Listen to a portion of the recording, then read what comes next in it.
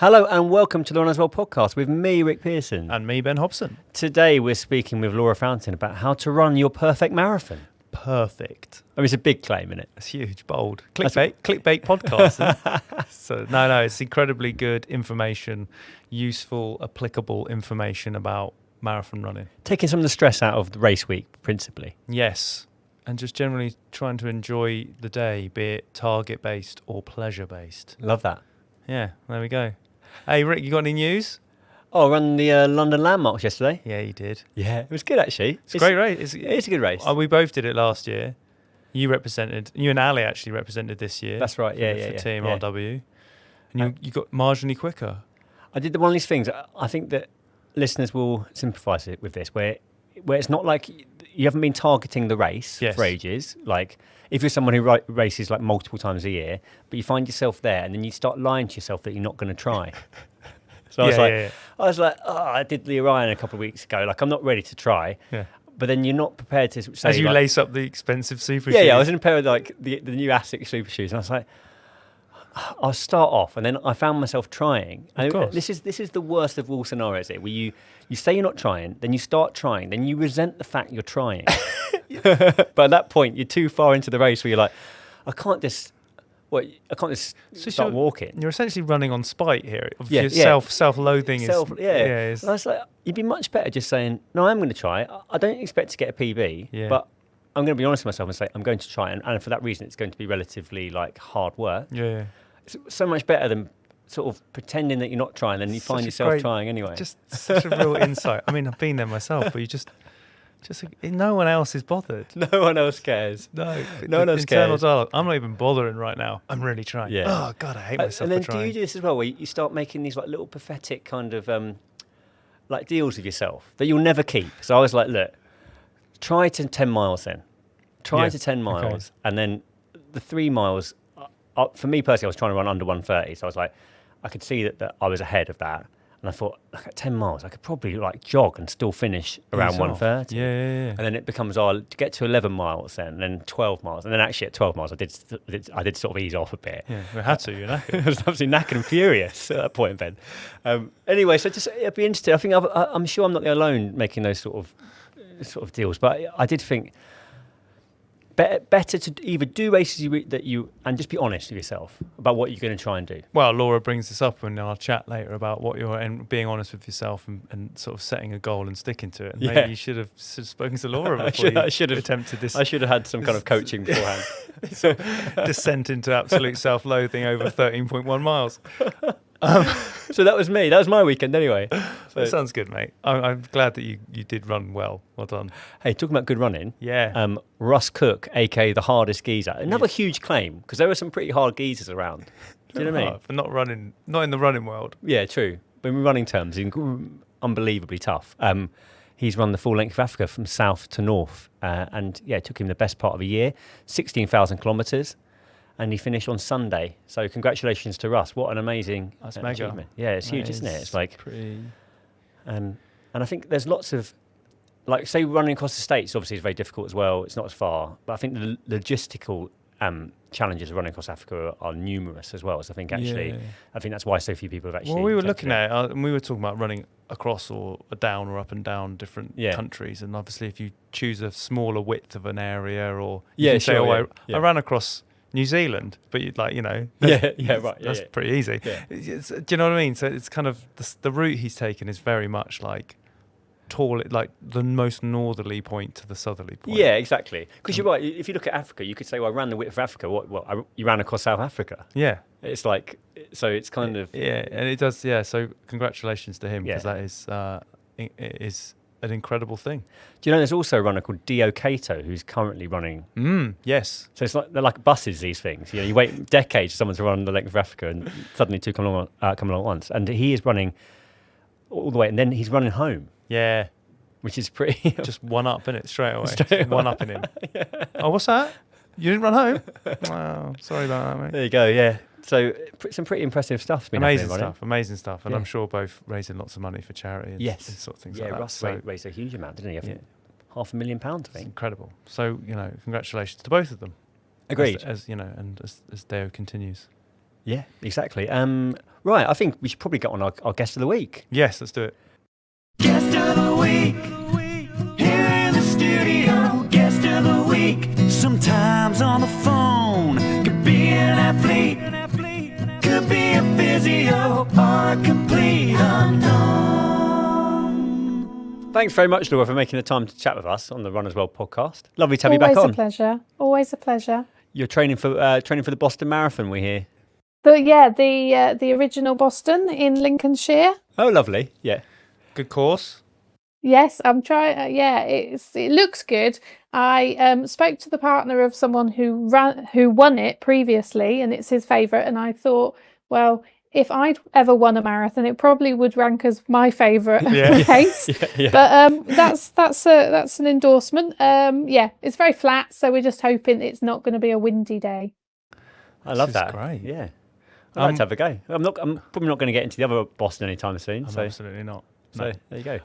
Now, I'm going to blame Rick for the title of this podcast, because he said how to run your perfect marathon. It's a huge promise, isn't it? Huge, vastly overinflated. But the most important thing, I think, is just covering off those key aspects of like the final stages before the marathon, building up to race day itself, and how to, as a coach, Laura, how you best tell your athletes to deal with that day. Not necessarily from like the people running their first marathon, but even just those who've done it countless times. There's those nuanced little tricks that can make the day just better. I think that to start with, how do you best approach taking the stress out of that race week build up? Well, I myself am a bit of a racezilla when it comes to marathons. And I know that my stress does come external, and it's not always pleasant for people around me. But I know that about myself. So I try and do things that calm me and also take me away from situations where I'm going to be a bit ratty. So a lot of that is planning and having lists, but being clear with your family and friends, I think. So we as runners, and if you're doing a marathon, you've probably become a little bit, to say the least, obsessive about running and marathons and all of that. And it's difficult. It's easy to forget that not everyone knows what happens on a marathon race day. So your friends and family are probably wanting to come and be supportive and cheer you on and all of this stuff, but they've not done it before. They don't know what to expect or what's going to be best for you. So if you can think about where you want them to be, what you want them to be doing, maybe in the week before, get the details of the race, share with them. You know, not everyone even knows that it's 26 miles. We've all been asked, oh, how far is your marathon? Well, it's 26.2 miles. Hopefully they've measured it, and it will be. So maybe a little fact file. Lots of websites for races have supporter information. Steer them to that and give them that information so they don't have to ask you questions, because I get a bit ratty in that last 48 hours, I'd say. So if you don't want people to be asking you last minute when you're trying to pin your number to your top and that sort of thing, to be going, oh, so are we going to see you at mile 12? Did we think mile 12 was going to be the best place? Yeah, I know. Yeah, exactly that. So get all that sorted as soon as you can. Tell them what you want. They might do it, they might not, but they don't know what you want them to do unless you tell them. That's good. We often hear this term around this time of year called maranoia. Yeah. I think a lot of people are suffering from.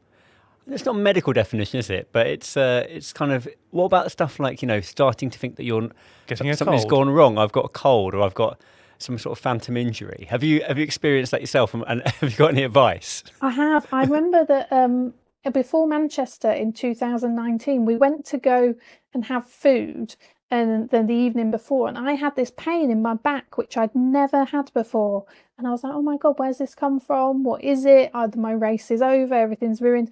When I woke up the next day, it was gone. So I don't know what happened there. Maybe it was the long train journey or something, but it went. And we've all had those creaky feelings in our legs. But magically, race morning, everything's perfect. Something happens, yeah. Something does happen. Yeah. So don't rule yourself out until race morning once you've started. Yeah, that's good. This was my question, because I think that before we get into talking about the best race you can possibly do in the preparation, you can always that. There might be some people listening who their build-up has been very bad. And I shouldn't laugh, it's not funny. And they might be creeping slowly towards the start, feeling utterly panicked by this prospect. As a coach, like when, and I'm going to say it, when should people not start? Like, what is the DNS on this? Because it's like a lot of people will just force themselves through that race, and it'd be terrible and never want to do it again. When, as you say, do you leave it up to race morning? If you've been chronically injured the whole time, should you just know already that you're not doing it? What's your take on that? Yeah, I think if there's been like an injury that's disrupted your training, hopefully you've seen a physio or somebody who can advise you on that. A lot of people, I think, if I'm only going to do one marathon, I've done all this training, they approach it as though if they don't do the race, the training is wasted.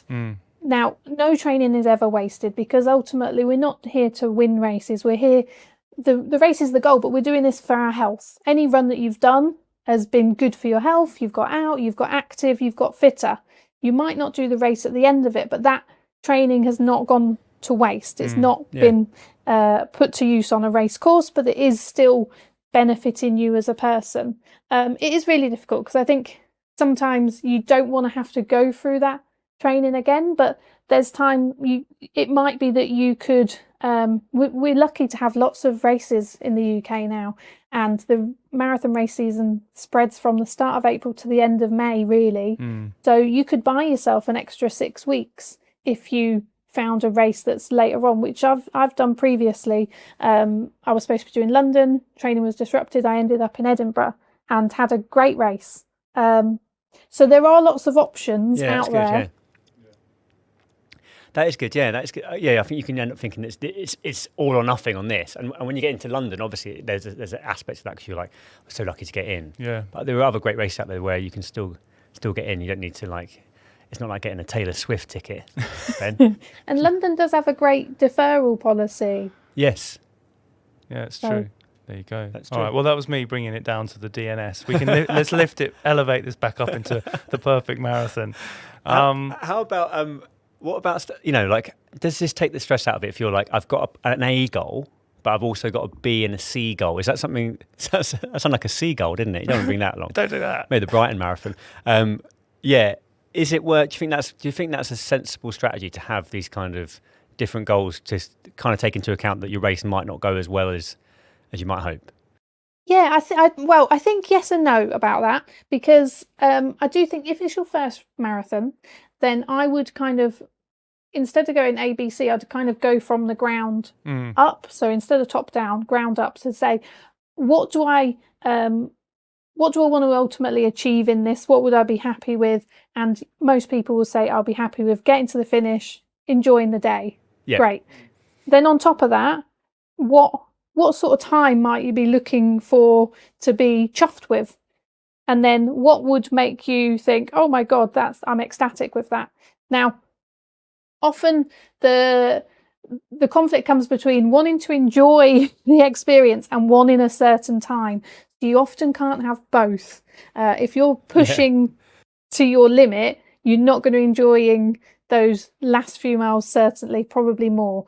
So thinking about it in that aspect, I think if you're somebody who has run a few marathons and you're going for a time goal that is going to stretch you, sometimes you can be kidding yourself to go A, B and C. I know, for example, Rick, when you were aiming for sub 3, that was it. On a knife edge, wasn't it? It was going to be all or nothing. So I think sometimes you've got to just commit and go, this is my time goal, and I might make it, I might not. And if I don't, that's okay. That's a possibility. And make peace with the fact that that's a possibility, and think, well, any day that you get to run a marathon is a good day. Yeah. But the only time on the clock that you're going to be happy with is this one. If you're honest with yourself. Yeah, I think that's a good point. That B and a C and not, and you've got to commit and go all in for that main goal. Yeah, I mean that's true. Yeah, otherwise you'd probably bail out sooner than you would hold on. Maybe it gives you an easy out, doesn't it? Yeah, I'll just go for plan B. And also, like, if you're like, look, plan B is going to be such a disappointment for me. If I'd run, say, like 3:01, I wouldn't be like, 3:01, man. Nailed that plan B. That. Yeah. It brings you very little solace at that point, doesn't it? You've run loads of marathons now, Laura. Like, when something's gone really well or something's gone badly, like, what are there any lessons that you've taken out of that? And you're like, I can now see why those things happened. Yeah, I think so. My perfect marathon, I would say, in terms of performance, so far was 2016 in Edinburgh. I ran 3:30, which had been my goal. And in coming up to my next marathon, I've been thinking about that, and I looked back on my Strava log from back then in that build-up as well. And I guess what I take away from that is that I had 2 weeks out with. I ended up actually being in the back of an ambulance, taken into A&E because I wasn't very well, and I had 2 weeks of missed training, which I'd not, I'd forgotten about how long that was until I look back on the records and think, oh, okay, so no build-up is ever perfect. And it would be easy when you get to this stage towards the end of a race to focus on the bits that you didn't do. But actually, other than those 2 weeks, my training was very consistent. I did my runs each week, did a good amount of long runs. And so those 2 weeks didn't really make that much difference. So if you're in that position, try and not obsess over the bits that you didn't do. And what you do consistently is more important than the week or two that you've missed, or the odd long run that you've missed. The other thing I would say is that was quite a warm race. I've done Edinburgh 2 times, and both times it's been a lot warmer in Edinburgh than I've expected. Yeah. A lot of people after the race were saying how hot it was and this and that. I didn't in the race think it was too hot. And I think that there is a certain amount of letting it into your mind. So obviously, if it is going to be a really warm day, be sensible and adjust your expectations and adjust your strategy. But there is a element of, there's the physical effects that weather can have on you, and there's the mental effect. And if you've dealt with the physical, you've adjusted your pace maybe, or your time goal, or your hydration strategy. Don't let the mental aspect of the weather affect you, because I put on a cap, put on some sunglasses, and I try to forget that it's a warm sunny day, because I'm a ginger person. We're not typically good at dealing with that. But it didn't, if you let it in and you start to think, okay, my race is ruined, this is going to be really hard, then it has already beat you before you start. This is the Runner's World podcast. How about the kind of race itself, Laura? Do you think that the even splits approach to marathon running is the way to run your perfect marathon? I do. Unless you've got, I've never run Boston, Massachusetts. It's a bit hilly. I've only tended to run, well, I say that, I've run Snowdonia, which was a bit hilly. Relatively hilly, that, isn't it? Yeah. But in terms of when I've been aiming for a certain pace and a certain time, I've gone to Manchester and gone for nice flat courses that makes it simple.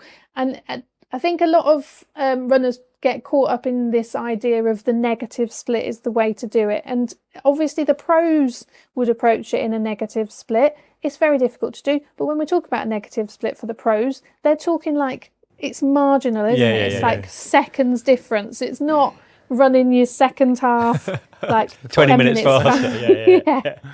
Well, the reality is you probably get carried away in the first couple of miles, particularly if you're somewhere like London and the excitement of it, and there's a first couple of downhill miles, and you will end up probably with a positive split. But aim to go even splits, because you mentally get tired during the race as well.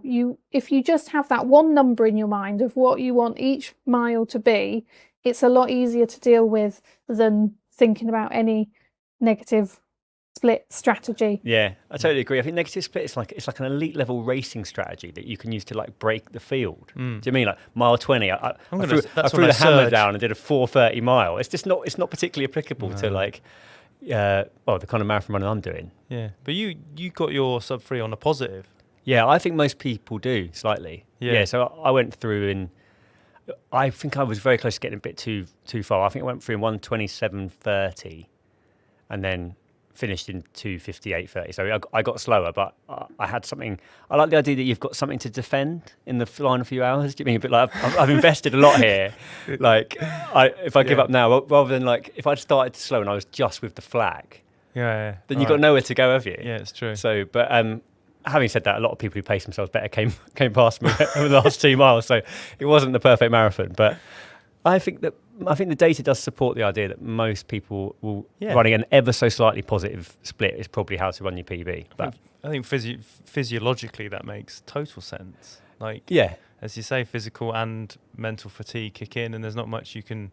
If the training's gone right and everything's on point, nutrition's good, hydration, you're still going to have essentially fatigue. And that's quite difficult to go. No, I'll ignore that. I'm going to get quick here. Have you ever really mucked it up with the marathon, Laura? And if you have, like, what did you learn? Well, yeah, I've mucked it up a few times. I have dropped out of Bournemouth one year, where I'd gone in with a bit of a niggle, and that was where I was aiming to run 3:30 the first time, and got to halfway and thought, it's not going to happen. So I knew I had that niggle, so I dropped out. I tried to think, what would a professional athlete do if they knew they weren't going to get the result they wanted? We know why the London Marathon Elite Hotel is at halfway, because they all drop out there and go and have their shower. So I wanted to stop the niggle from getting worse, and I dropped out. And it felt bad, but actually it was the right thing to do. In Manchester 2019, I was trying, I think I was trying to get a Boston qualifier ultimately. Didn't admit it, but that was what I was aiming for. And just wasn't in the shape to do that. So when I kind of ground to a halt at mile 20, and that was really hard work. I had a massive drink of water, walked for probably 3 miles, and then started running again. So it wasn't over. I got better. I got a bit of hydration in, had a gel, and had a bit of a walk, and then I found I could run again, and actually ran in good enough pace. And then I think I did get a good for age time, although didn't get good for age acceptance from that result, because I had that number in my mind and thought, oh, actually, if I start running again now, I can probably get under 3:50 or 3:45, whatever my age was then. And I did, and I got to that. So that was a motivator, but that was mainly my motivator just to finish it and get it over with. Because it's very easy to feel sorry for yourself once that's happened. My first time I ran London, I had a horrible race, where at mile 6,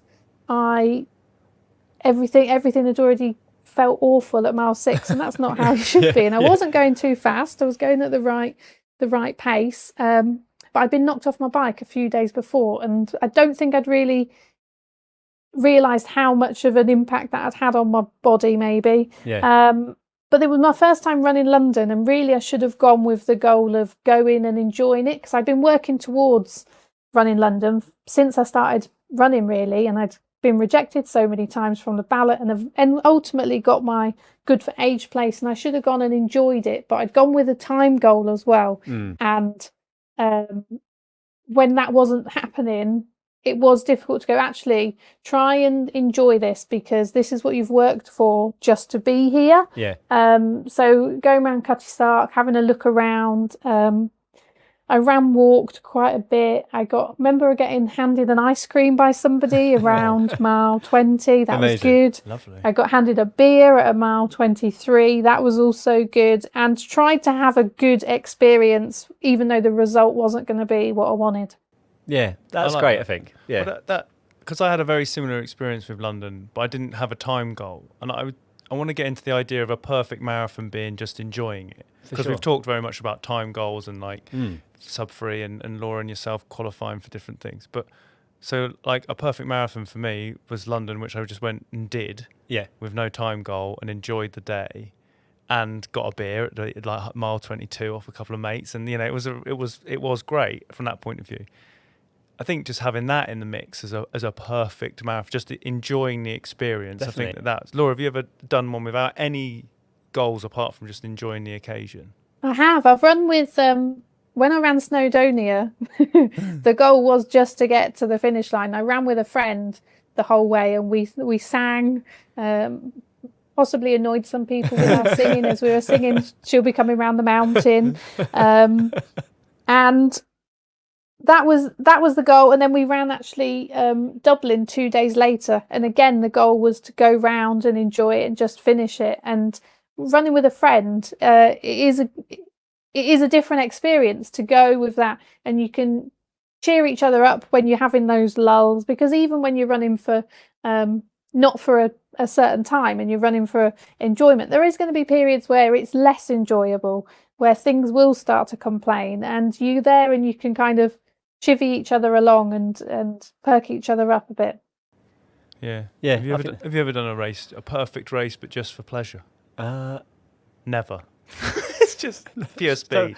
Well, this is a bit different, but I was a pacer at a few. Oh yeah, that's London marathons. Yeah.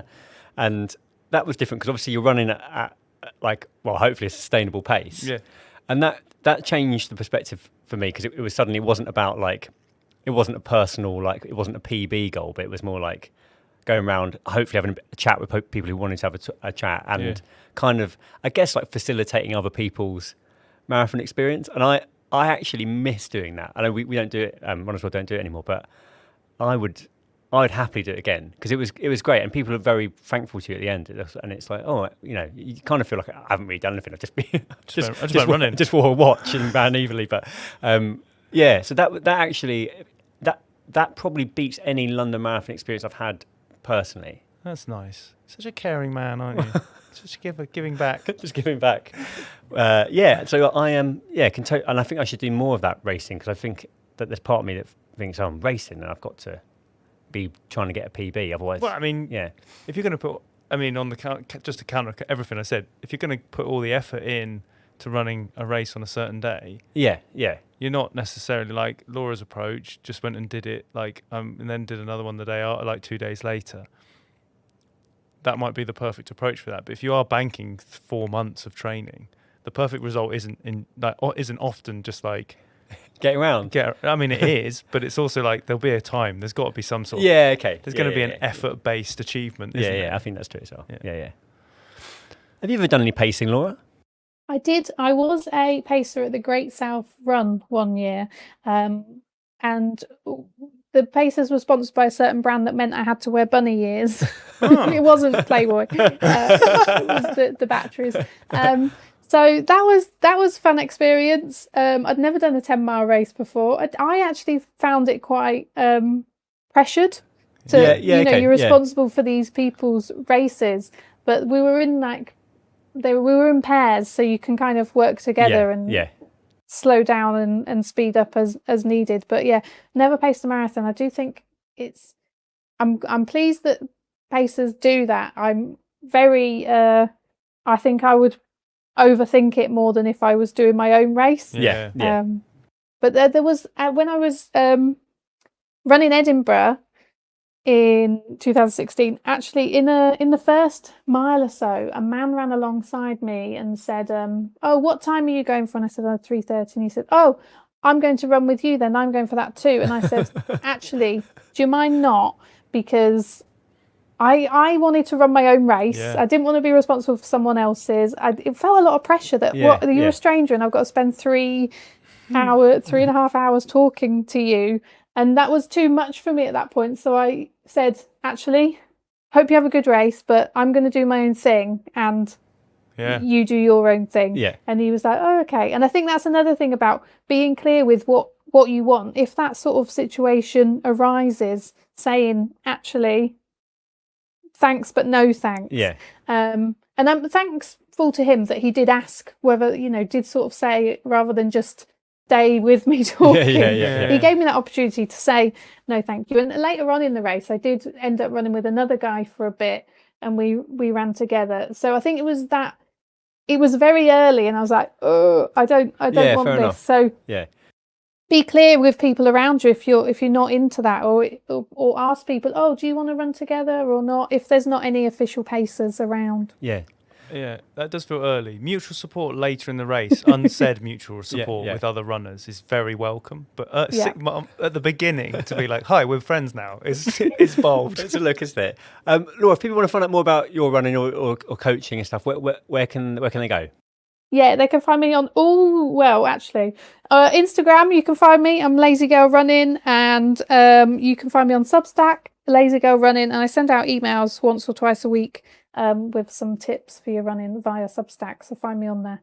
Right. Thank you so much for your time, Laura, and best of luck in Boston. Yeah. Thank you. You're coming to pace me now, though, aren't you? Yeah, I'll be pacing you. Yeah. Sounds good. Thank you, Laura. Thanks very much. Thank you. So that brings us to the end of this week's Runners World podcast. A huge thanks to our guest, Laura Fountain, and to you, of course, for listening. You can subscribe to Runners World magazine by simply Googling Runners World UK subscription, going onto the Hearst magazine's website and subscribing to this. It has lots of launch introductory offers. If you haven't subscribed already, you can get great value on what is a phenomenal subscription. It's 12 issues a year, guys, 12 issues. And I'm pretty sure you can get that for absolute bag of chips money.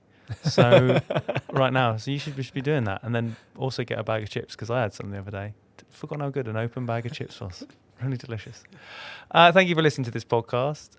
Please subscribe to it if you haven't already, and you'll hear from us next week.